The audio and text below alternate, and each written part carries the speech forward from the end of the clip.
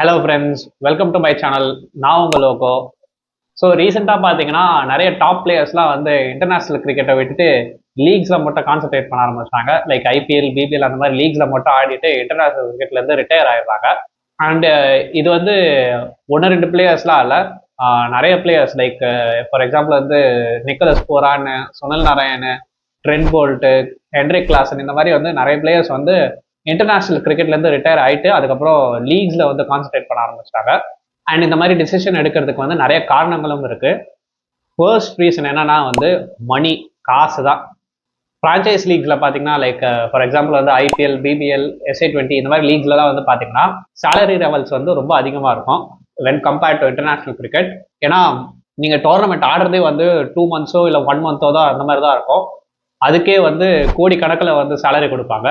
ஆனால் இன்டர்நேஷனல் கிரிக்கெட்டில் பார்த்தீங்கன்னா நிறைய கிரிக்கெட் போர்ட்ஸ் வந்து அந்த அளவுக்கு சேலரி கொடுக்க மாட்டாங்க. நீங்கள் வருஷம் ஃபுல்லாக ஆடினா கூட லீக்ஸ் கொடுக்குற சேலரி அளவுக்கு கொடுக்க மாட்டாங்க. ஸோ ஃபார் எக்ஸாம்பிள் வந்து நிக்கலஸ் பூரானே எடுத்துக்கலாமே. அவர் வந்து 29லேயே வந்து ரிட்டையர் ஆகிட்டாரு. ஸோ ரொம்ப யங்கான ஏஜ்லேயே ரிட்டையர் ஆகிட்டாரு. அது ஏன்னா வந்து அவர் வந்து ஐபிஎல்ல வந்து 10 crores மேலே வந்து சேலரி வாங்குறாரு. ஆனால் வெஸ்ட் இண்டீஸ் கிரிக்கெட் போர்டால் அவ்வளோ கொடுக்க முடியுமா? கண்டிப்பாக கொடுக்க முடியாது அவங்களால. அவங்களோட நெட்வொர்த்தே என்னமோ வந்து 100 கோடி கூட தாண்டாதுன்னு நான் நினைக்கிறேன். ஸோ அவங்களால எப்படி வந்து ஒரு பிளேயருக்கு மட்டும் 10 கோடிக்கு மேலே கொடுக்க முடியும்?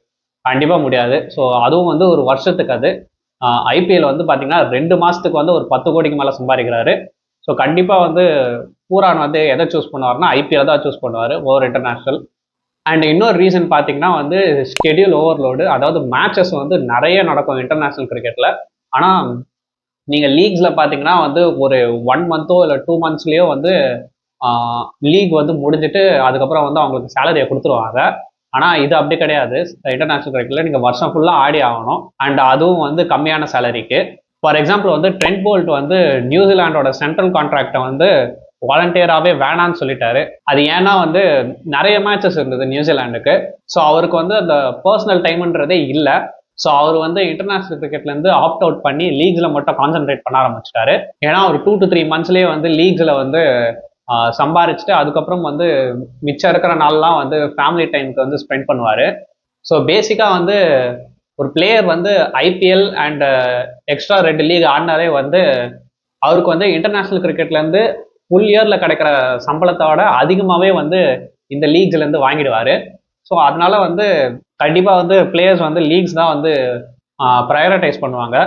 ஸோ கையில் 3 லீக் கான்ட்ராக்ட் இருந்தால் போதும். ஸோ அவங்களுக்கு வந்து அந்த காசு பிரச்சனை இல்லை. And fixed number of matches தான். ஸோ ஒர்க் லோடும் அவ்வளோ இருக்காது. ஸோ ஸ்ட்ரெஸ்ஸும் கம்மி அவங்களுக்கு. ஸோ அவங்க எல்லாம் வந்து சேஃப் அண்ட் சார்ட்டடாக இருக்காங்க. ஆனால் இன்டர்நேஷ்னல் கிரிக்கெட்டில் பார்த்தீங்கன்னா அப்படி கிடையாது. சேலரியும் கம்மி அண்ட் ஒர்க் லோடும் அதிகம். ஸோ அண்டு இன்டர்நேஷ்னல் கிரிக்கெட்டில் இன்னொரு ப்ராப்ளமும் இருக்குது, பாலிடிக்ஸு. ஸோ செலெக்ஷன் பாலிடிக்ஸே வந்து நிறைய இருக்கும் டீமுக்குள்ளே. ஏன்னா இங்கே பார்த்தீங்கன்னா வந்து இன்டர்நேஷ்னல் கிரிக்கெட்டுன்றது ஒரே ஒரு டீம் தான், சவுத் ஆஃப்ரிக்கானா சவுத் ஆஃப்ரிக்காவுக்கு மட்டும்தான் ஆட முடியும். அதில் வந்து 11 பிளேயருக்கு தான் சான்ஸ் கொடுக்க முடியும். ஆனால் லீக்ஸில் பார்த்தீங்கன்னா அப்படி கிடையாது. ஒரு லீக்லேயே 10 டீம் இருக்குது. ஸோ அந்த 10 டீமில் வந்து ஏதாவது ஒரு டீம் எடுத்தால் கூட வந்து உங்களுக்கு எப்படியும் சேலரி வந்துடும். அண்டு முன்னே இருந்த மாதிரி வந்து பைலாட்ரல் சீரீஸ்க்குலாம் வந்து அவ்வளோ இன்ட்ரெஸ்ட் காட்டுறதில்ல ஃபேன்ஸு. நிறைய பேர் வந்து லீக்ஸில் தான் வந்து இன்ட்ரெஸ்ட் காட்டுறாங்க. ஸோ அதனாலே வந்து லீக்ஸுக்கெலாம் வந்து நிறைய காசு கிடைக்குது. ஸோ நிறைய காசு கிடைக்கிறதுனால வந்து பிளேயர்ஸ்க்கும் நிறைய காசு கொடுக்க முடியுது.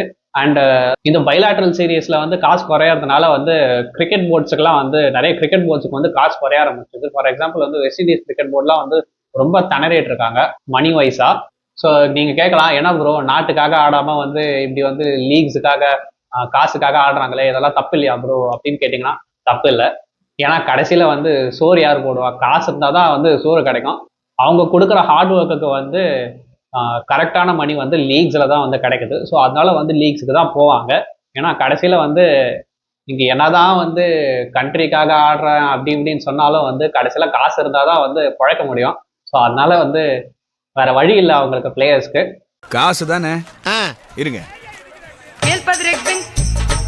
அண்ட் நீங்கள் கேட்கலாம் வந்து ஆஸ்திரேலியாலலாம் பார்த்தீங்கன்னா வந்து பிபிஎல்லை விட்டு இதுக்கெல்லாம் போகிறாங்க, ஆஸ்திரேலியாவுக்கு தான் ஆடுறாங்க அப்படின்னு கேட்டிங்கன்னா வந்து ஆஸ்திரேலியாவில் வந்து காசு கொடுக்குறாங்க பிளேயர்ஸுக்கு. பிபிஎல்லை விட வந்து இன்டர்நேஷ்னல் மேட்சஸ் ஆடுறவங்களுக்கு வந்து நிறைய காசு போகுது. ஸோ அதனால வந்து கண்டிப்பாக வந்து அவங்க வந்து நேஷ்னல் டீம் தான் வந்து ப்ரையாரிட்டைஸ் பண்ணுவாங்க. ஸோ சம்மரி என்னன்னு பார்த்தீங்கன்னா வந்து லீக்ஸில் வந்து நிறைய காசு கிடைக்குது international cricket. And shorter schedules, அதாவது மேட்சஸ்லாம் ரொம்ப கம்மியாக இருக்குது லீக்ஸில். ஆனால் கேஷ் வந்து அதிகம் லீக்ஸில். அண்ட் லெஸ் ஸ்ட்ரெஸ், அதாவது வந்து ஒரு லீக்ல வந்து ஒரு 10 மேட்ச் ஆடினாலே வந்து போதும். ஸோ அதுலேயே வந்து அவங்களுக்கு கேஷ் கேரண்டீடு. ஆனால் இன்டர்நேஷனல் கிரிக்கெட்டில் அப்படி கிடையாது. ஒரு வருஷம் ஃபுல்லாக வந்து மேட்சஸ் ஆடிட்டே இருப்பாங்க. ஒரு 50 மேட்ச் அதை ஆடுவாங்க. ஆனால் அதுக்கு வந்து சேலரி வந்து கம்மியாக தான் கிடைக்கும் லீக்ஸை விட. ஸோ அதனால தான் இந்த மாதிரி ரீசன்ஸ்னால தான் வந்து நிறைய பிளேயர்ஸ் வந்து இன்டர்நேஷனல் கிரிக்கெட்லேருந்து ரிட்டையர் ஆகிட்டு லீக்ஸில் வந்து கான்சன்ட்ரேட் பண்ண ஆரம்பிச்சிட்டாங்க. ஸோ இதை பற்றி நீங்கள் என்ன நினைக்கிறீங்க? இன்டர்நேஷனல் கிரிக்கெட்டோட வேல்யூ வந்து குறைஞ்சிருச்சா? அண்ட் லீக்ஸ் தான் வந்து ஃபியூச்சரே வா? ஸோ உங்கள் ஒப்பீனியனை வந்து கமெண்ட் பண்ணுங்கள். அண்ட் இந்த வீடியோ பிடிச்சிருந்தா வந்து லைக் பண்ணுங்கள், ஷேர் பண்ணுங்கள். அண்ட் சேனலுக்கு இன்னும் சப்ஸ்கிரைப் பண்ணாமல் இருந்தீங்கன்னா மறக்காமல் சப்ஸ்கிரைப் பண்ணுறங்க. நம்ம நெக்ஸ்ட் வீடியோவில் பார்க்கலாம். தேங்க்யூ, பாய்.